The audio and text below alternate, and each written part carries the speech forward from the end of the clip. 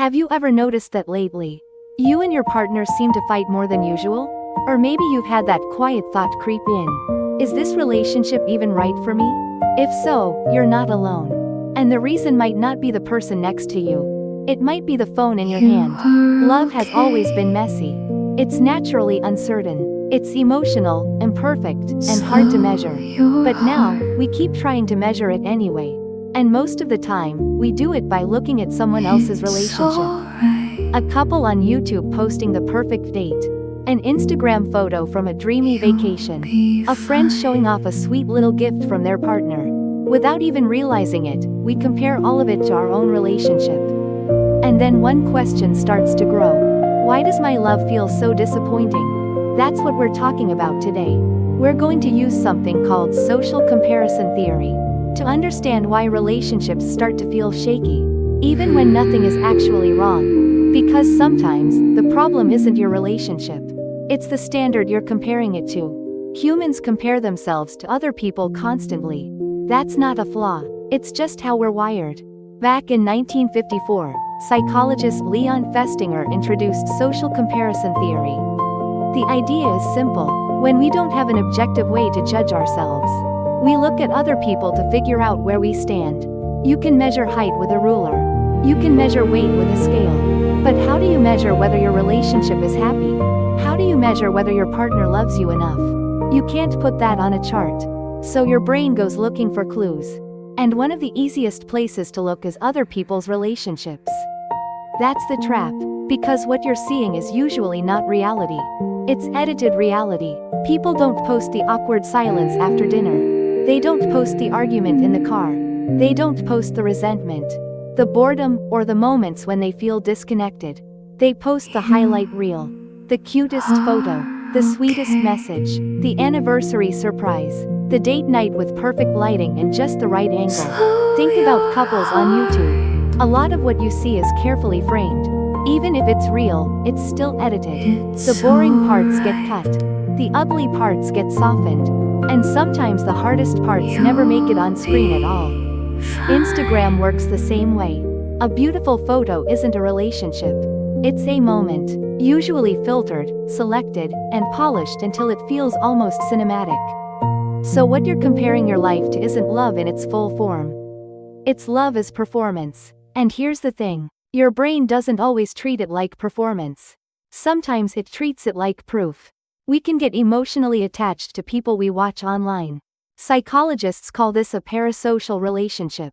That means a one-sided bond, where someone you've never met starts to feel familiar, personal, even close. You watch them enough, and they start to feel like part of your world. And once that happens, their relationship starts to become a reference point for yours. That's when the thoughts begin. They do these huge birthday surprises. Why didn't my partner do that? They spend every weekend doing something fun. Why do we just stay home and do nothing? They always look excited to be together. Why does my relationship feel so ordinary? But what you don't see is everything outside the frame. You don't see the stress behind the content. You don't see the money they spent for one nice dinner. And the pressure that came after. You don't see the arguments before the camera turned on.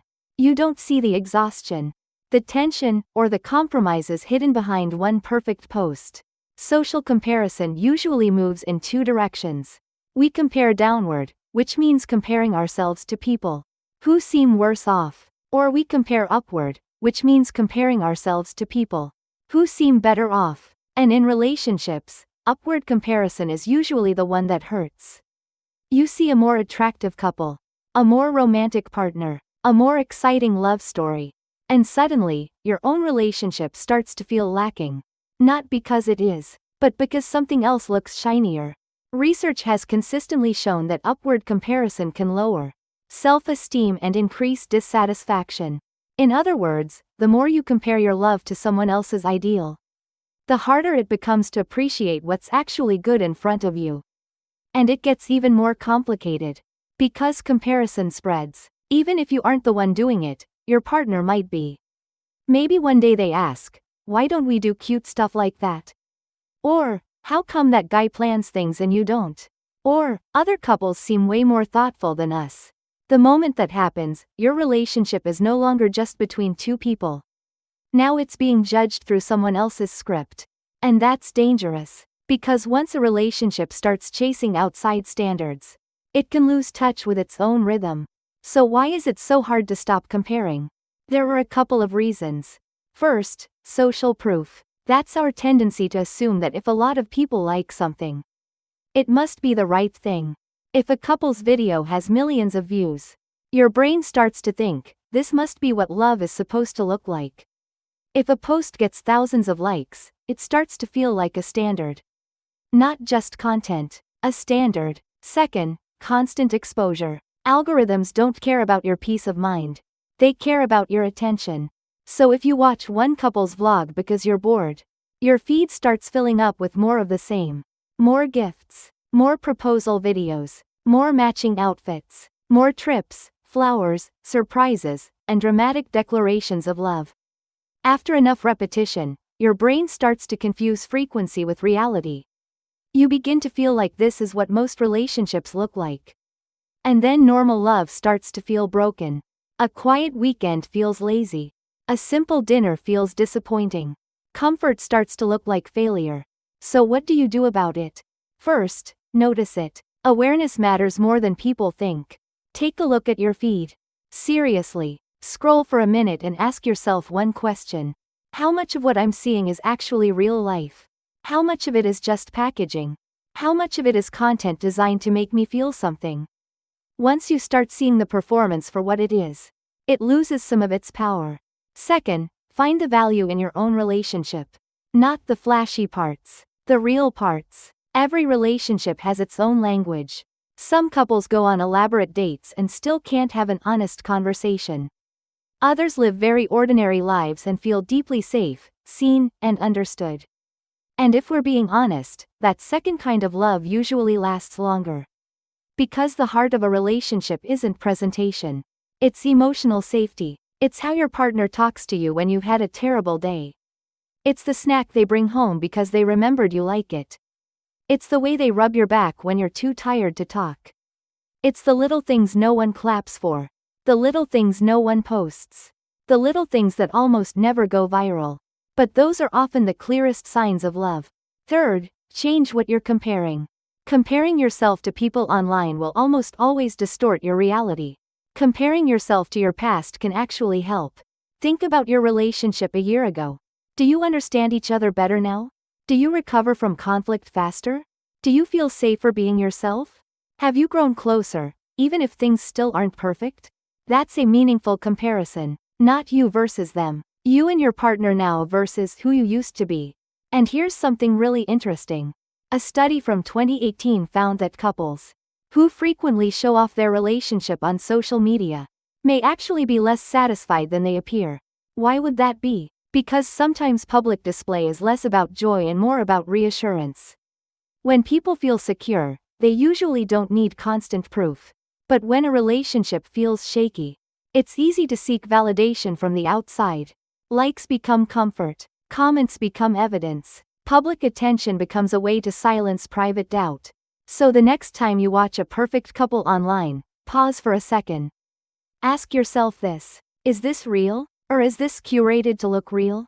Do these people ever get annoyed with each other? Of course they do. Do they ever feel disappointed, bored, insecure, or misunderstood?